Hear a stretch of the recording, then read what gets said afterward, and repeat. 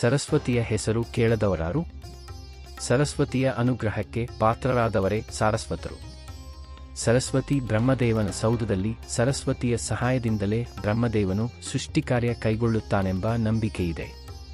ಮಕ್ಕಳು ವಿದ್ಯಾವಂತರಾಗಬೇಕೆಂದು ಗುರುಹಿರಿಯರು ಮಕ್ಕಳಿಂದ ಸರಸ್ವತಿ ಪೂಜೆ ಮಾಡಿಸುತ್ತಾರೆ. ಹೀಗಾಗಿ ಸರಸ್ವತಿಯನ್ನು ವಿದ್ಯಾಧಿದೇವತೆಯೆಂದೂ ಕರೆಯುತ್ತಾರೆ. ಲೋಕೋಪಕಾರಕ್ಕಾಗಿ ತಾಯಿ ಸರಸ್ವತಿ ಭೂಮಿಯಲ್ಲಿ ಸರಸ್ವತಿ ನದಿಯಾಗಿ ಹರಿದಳು. ಒಮ್ಮೆ ದದೀಚಿ ಮುನಿಗಳು ಆಶ್ರಮ ಬಿಟ್ಟು ಬೇರೆಡೆಗೆ ಹೋಗಬೇಕಾಯಿತು.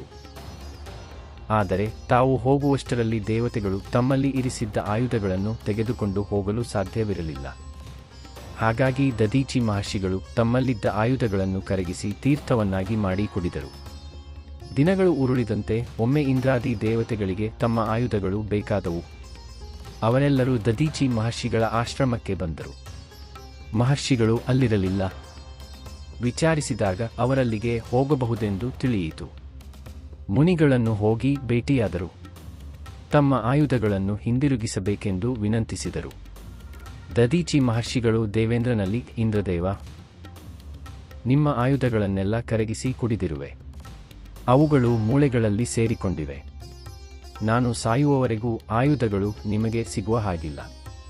ನಾನು ಸತ್ತ ಬಳಿಕ ನನ್ನ ಮೂಳೆಗಳಿಂದ ಮತ್ತೆ ಆಯುಧಗಳಾಗುತ್ತವೆ, ನಿಮಗಾಗಿ ಸಿಗುತ್ತವೆ.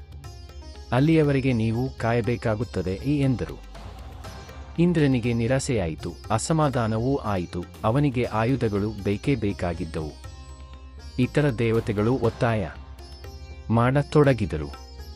ಇಂದ್ರ ಹಠ ಹಿಡಿದನು. ಏನೇ ಆದರೂ ನಮಗೆ ಆಯುಧ ಬೇಕೇ ಬೇಕು ಎಂದನು. ದದೀಚಿ ಮಹರ್ಷಿಗಳು, ನಿಮಗೆ ಆಯುಧ ಬೇಕೇ? ಬೇಕೆಂದರೆ ನಾನು ಸಾಯಬೇಕಾಗುತ್ತದೆ ಎಂದರು. ಆದರೂ ಇಂದ್ರನಿಗೆ ಕರುಣೆ ಹುಟ್ಟಲಿಲ್ಲ. ಬೇರೆ ಮಾರ್ಗವಿಲ್ಲದೆ ದದೀಚಿ ಮಹರ್ಷಿಗಳು ಪ್ರಾಣ ನೀಗಿದರು. ಅವರ ಮೂಳೆಗಳಿಂದ ದೇವತೆಗಳೆಲ್ಲ ಸೇರಿ ತಮ್ಮ ತಮ್ಮ ಆಯುಧಗಳನ್ನು ಮಾಡಿಕೊಂಡರು. ರಾಕ್ಷಸರೊಡನೆ ಯುದ್ಧ ಮಾಡಿ ಮರಳಿ ತಮ್ಮ ಅಧಿಕಾರವನ್ನು ಪಡೆದುಕೊಂಡರು. ದದೀಚಿ ಮಹರ್ಷಿಗಳ ಸುಪುತ್ರರೇ ಪಿಪ್ಪಲಾದ ಮುನಿಗಳು ಅವರಿಗೆ ತನ್ನ ತಂದೆಯವರು ಇಂದ್ರನಿಗಾಗಿ ಪ್ರಾಣತ್ಯಾಗ ಮಾಡಿದ್ದರೆಂದು ತಿಳಿಯಿತು. ಅವರು ಬದರಿಕಾಶ್ರಮದಲ್ಲಿ ತಪಸ್ಸು ಮಾಡುತ್ತಿದ್ದರು. ದೇವತೆಗಳ ಮೇಲೆ ಆಕ್ರೋಶ ತಾಳಿದರು. ತಕ್ಷಣ ತಮ್ಮ ತಪಸ್ಸಿನ ಪ್ರಭಾವದಿಂದ ವಡಬಾಗ್ನಿಯನ್ನು ಸೃಷ್ಟಿಸಿದರು. ವಡಬಾಗ್ನಿ ಜ್ವಾಲಾಮುಖಿಯಿಂದ ಹೊರಬಂದ ಬೆಂಕಿಯಂತೆ ರಭಸದಿಂದ ದೇವಲೋಕವನ್ನು ಪ್ರವೇಶಿಸಿತು. ಇಂದ್ರ ಹೆದರಿದನು. ಉಳಿದ ದೇವತೆಗಳು ಬೆಂಕಿಗಾಹುತಿಯಾಗಬಾರದೆಂದು ಸಿಕ್ಕಲ್ಲಿ ಓಡಿ ಅಡಗಿಕೊಂಡರು. ವಡಬಾಗ್ನಿ ಎಂದರೆ ನೀರಿನೊಳಗೆ ಉರಿಯಬಲ್ಲ ಬೆಂಕಿ. ಓಡಿ ಅಡಗಿಕೊಂಡಿದ್ದ ದೇವತೆಗಳಿಗೆ ಉರಿ ತಡೆಯಲಾಗಲಿಲ್ಲ. ಎಲ್ಲರೂ ಒಂದೊಂದು ದಾರಿಯಿಂದ ಬ್ರಹ್ಮದೇವರಲ್ಲಿ ಓಡಿ ಹೋದರು. ತಮ್ಮನ್ನು ಪಿಪ್ಪಲಾದಿ ಸೃಷ್ಟಿಯ ವಡಬಾಗ್ನಿಯಿಂದ ರಕ್ಷಿಸಬೇಕೆಂದು ಬೇಡಿಕೊಂಡರು. ವಡಬಾಗ್ನಿ ಕೋತನೆ ಉರಿಯುತ್ತಿತ್ತು. ಯಾರೇ ಅದರ ಸನಿಹ ಬಂದರೂ ಸುಟ್ಟು ಹೋಗುತ್ತಿದ್ದರು. ಬ್ರಹ್ಮದೇವರು ವಡಬಾಗ್ನಿಯನ್ನು ಕರೆದು ಶಾಂತನಾಗಿ ಅನುಗ್ರಹಿಸು, ದೇವತೆಗಳನ್ನು ಉರಿಯಿಂದ ರಕ್ಷಿಸು ಎಂದರು. ವಡಬಾಗ್ನಿ ಬ್ರಹ್ಮದೇವರ ವಿನಂತಿಗೆ ಇಲ್ಲೆನ್ನಲಿಲ್ಲ. ಅದು ಬ್ರಹ್ಮದೇವರಲ್ಲಿ, ಬ್ರಹ್ಮದೇವ, ನನಗೆ ವಿಪರೀತ ನೀರಡಿಕೆಯಾಗಿದೆ. ಸಮುದ್ರಕ್ಕೆ ನನ್ನನ್ನು ಶಾಂತನಾಗುವ ಯಾರಾದರೂ ಕರೆದುಕೊಂಡು ಹೋದರೆ ಸಮುದ್ರದ ನೀರನ್ನು ಕುಡಿದು ಶಾಂತನಾಗುವೆ. ಆದರೆ ನನ್ನನ್ನೇ ಕರೆದುಕೊಂಡು ಹೋಗುವವರು ಯಾರು? ಒಂದು ಕೆಲಸ ಮಾಡಿ. ಸದ್ಗುಣಗಳಿಂದ ಕೂಡಿರುವ ಜ್ಞಾನಿಯಾಗಿರುವ ಚಿರುಕುಮಾರಿಯೊಬ್ಬಳು ನನ್ನನ್ನು ಸಮುದ್ರಕ್ಕೆ ಹೊತ್ತುಕೊಂಡು ಹೋಗಲಿ, ನಾನು ಅವಳನ್ನು ಸುಡಲಾರೆ ಎಂದಿತು. ಬಡಬಾಗ್ನಿ ಲೋಕಹಿತ ಚಿಂತಕ ಕೆಲಸವನ್ನು ಮಾಡಲು ಅತ್ಯಂತ ಸಮರ್ಥಳಾದವಳು ಸರಸ್ವತಿಯೇ ಎಂದು ಬ್ರಹ್ಮದೇವನು ನಿರ್ಧರಿಸಿದನು.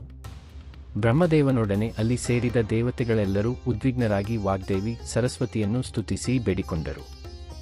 ಲೋಕ ಕಲ್ಯಾಣಕ್ಕಾಗಿ ಬಡಬಾಗ್ನಿಯನ್ನು ಸಮುದ್ರಕ್ಕೆ ಕೊಂಡೊಯ್ಯಬೇಕೆಂದು ಬೇಡಿ ಪ್ರಾರ್ಥಿಸಿದರು.